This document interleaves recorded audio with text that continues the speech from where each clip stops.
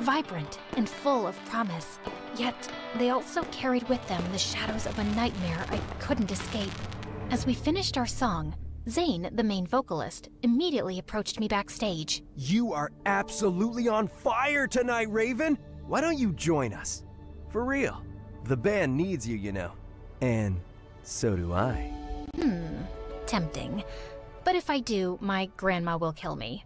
I'm only filling in because your guitarist got sick.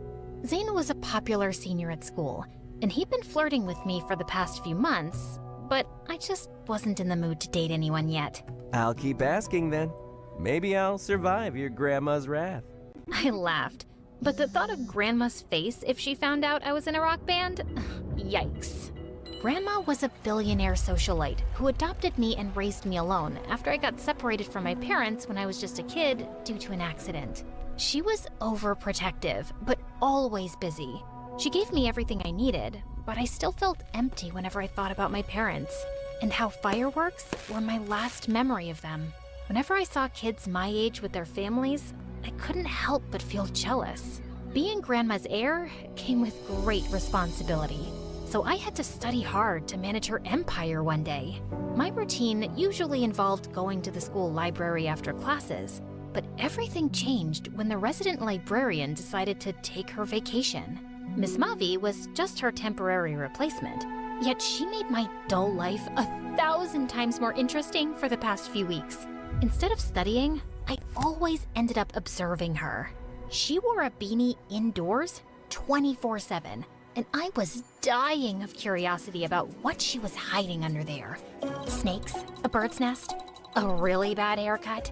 Or, plot twist, what if she was actually bald? Aside from being a little clumsy, she was also silent most of the time, almost like a shadow. Anytime I asked for help finding a book, she'd guide me to it without saying a single word. One day, I dropped my books, and a bunch of my origami animals spilled out. I was about to bend down when someone suddenly started picking them up for me. It was her, and she was holding the dove one. You did this? Yeah? Oh, so she can actually speak. Where do you learn these? I learned it from YouTube. I find it fun, and they actually make good bookmarks, you know? Why? She just gave me a soft look that sent my curiosity through the roof, then walked away before I could say more. What was that all about? Later that night, I had to swing by school because I forgot some notes. It was late, the gates were locked, and the place looked deserted, except for a mysterious motorcycle parked outside. Before long, a familiar figure emerged and hopped onto the bike. That unmistakable beanie gave her away instantly. There was no doubt who it was, but this time, she was rocking a sleek black leather jacket. Whoa, a mysterious librarian by day, a badass biker by night? Interesting. I decided to follow her at a distance, and we ended up in a vacant lot where a group of thugs was bullying a guy. I parked my car nearby and hid behind a tree. Suddenly, Miss Mavi whipped off her beanie, finally exposing her hair, and my jaw nearly hit the ground at the blazing sight. I rubbed my eyes to confirm what I was seeing, but her hair indeed looked like a dancing flame. What's up, bros? Having fun terrorizing a helpless bystander, or are we just compensating for something? Who are you supposed to be, sweetheart? The fire department? Well, I'm just here to warm things up. Just then, her hair erupted into full blazing flames, crackling like wildfire as she fired up her bike. The engine roared, and in a flash, she took off, moving so fast it was like a fiery show. She zoomed around the gang in a blur of heat and light. Before they could even react, she circled them with lightning-fast moves, trapping them like prey in a ring of fire. What kind of sorcery is this? Am I dreaming? The thugs charged at her, but she flipped off the bike, flames dancing around her hair. One wave of her hand, and they scrambled back and fled like scared rabbits. I ran back to my car as she reassured the victim, and soon I just found myself tailing her through the city. For the next few hours, I watched her in action, saving people and solving crimes like an actual superhero. I barely slept that night, replaying the flaming hair in my mind. First thing the next morning, I went straight to the library to get the truth out of her. I saw you last night. The motorcycle, the fire in your hair, those powers. You saved those people. Sounds like you had quite a dream. You sure you didn't doze off while studying? I'm not crazy. I know what I saw. She just shrugged and continued doing her business quietly. Ugh, she was driving me crazy. That night, I staked out again. And sure enough, there she was, riding that flaming motorcycle, hair blazing, acting like a neighborhood guardian again. I finally cornered her in the far aisle of the library the next day. Stop it. Quit pretending you're normal. I know you're some kind of superhero. Who are you? She put the book she was holding aside and then looked at me with a seriousness I'd never seen before. You're such a stubborn little girl, aren't you? She was about to press her fingers against my forehead, but stopped and sighed. All right, if you want answers, meet me at the abandoned pier on Saturday at sunset. Oh, I'll be there for sure. The weekend rolled around, and when I arrived at our meeting place, she was already waiting for me while leaning against her motorcycle, her fiery hair shimmering in the sunset. Hey there, how are you feeling? I'm good. Obviously too excited for whatever bedtime stories you've got. Lucky for you, I'm actually quite fond of telling stories. For starters, my real name's Mavwika, and I'm not exactly from around here. Wait, are we talking outer space? You're an alien? I'm a Pyro Archon, and the world I'm from is Tevat, specifically Natlan. And I'm here to fulfill my duty as a leader and protect my people, wherever they are. I was probably just stuck in a long, vivid dream, because there was no way this could be real. But honestly, I didn't care. I was loving every second of this. So, what are you doing posing as a librarian at our school? Hey, the best place to stay on the down low is behind a desk full of books. Nobody suspects the quiet and clumsy librarian, right? Easier to keep an eye on things, sniff out danger, and mask the fireworks up here. I was surprised at how talkative she actually was. So, your hair. It's on fire, but not burning anything. How does that work? Don't worry, these are friendly flames. They won't burn you or incinerate anything. Although I think my enemies will find that it's a bad idea to play with fire. Anyway, weather like this is perfect for enjoying the outdoors. Let's go for a spin. Here, hop on. I hesitated at first, but deep inside, I had always yearned for some adventures.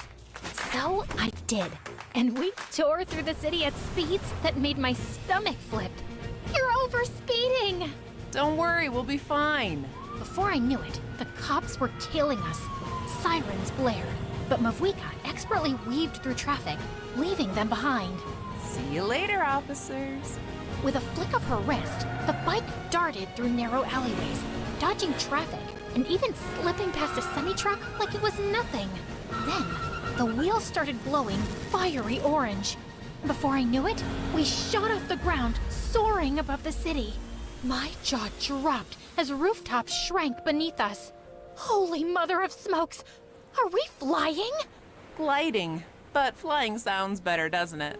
We landed with a burst of sparks, but Mavwika wasn't stopping. She steered toward the mountains without hesitation. Wait! There's no road! Oh, girl, who needs roads anyway? Rev the engines! With a fiery leap, we launched off a rocky incline and soared through the sky like a blazing comet, hopping from one mountain peak to the next. You're insane! Told you it'd be fun. Terrifying, but yeah, maybe a little fun. The next few days were a blur of adventures. By day, Mavwika and I bonded in the library over books and her endless stories about her homeland and her late sister, Hine, who also loved creating origami, just like I did. By night and over the weekends, she'd drag me along as she did her superhero duties. Light of the blazing sun! Wrath from the skies! Pyroclastic surge! One day, I took her to the mall for a change, and she looked fascinated. What kind of magical refrigeration chamber is this? We don't have this in Natlan. This is called a mall. And the extra cold you're feeling is because of the air conditioning. Interesting. I can't believe people wander around here for hours, like they're on a quest, but with no real treasure. The treasure is buy one, get one free, actually. I couldn't help but laugh along at her reactions. After cooling off, we headed back out to patrol the city. But later that night, our fun took a serious turn when we encountered a building engulfed in flames. Fire trucks were there, but the fire was raging out of control. My mom and dad, they're still in there. Please save them. The sight of the little girl desperately crying made something twist inside me. I remembered being little, lost, terrified. Please, you have to save them. She's just a kid. She can't lose her family. I promise, she won't lose them. Mavuika walked straight into the burning building and redirected the flames with what she called her pyro elemental power, creating fiery pathways to rescue those stuck inside. She even blasted through debris with her flame attacks, and everyone just couldn't believe what they were seeing. Within minutes, she emerged from the smoke, carrying the girls' coughing parents. The firefighters rushed to help, and I wanted to cry with relief. The little girl threw her arms around them, and they hugged tight.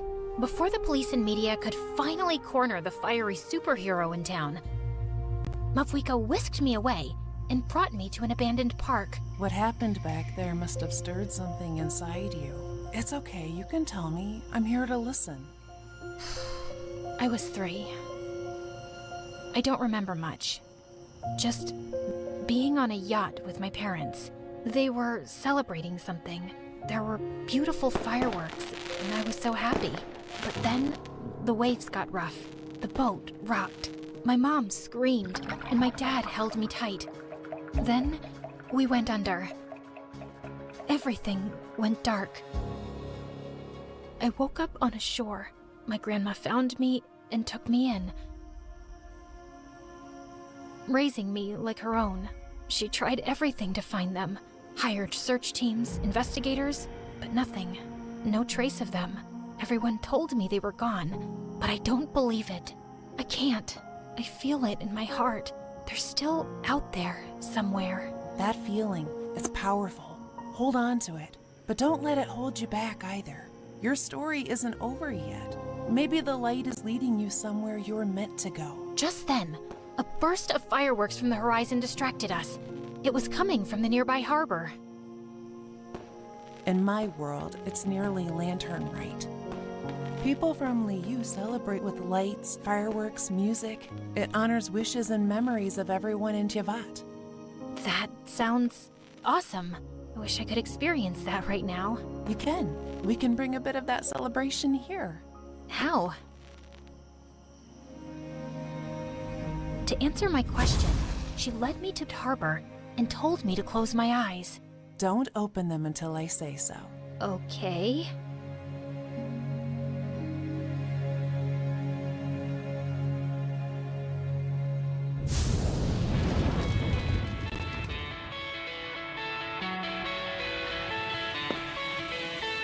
Just then, everything just sounded so loud and busy.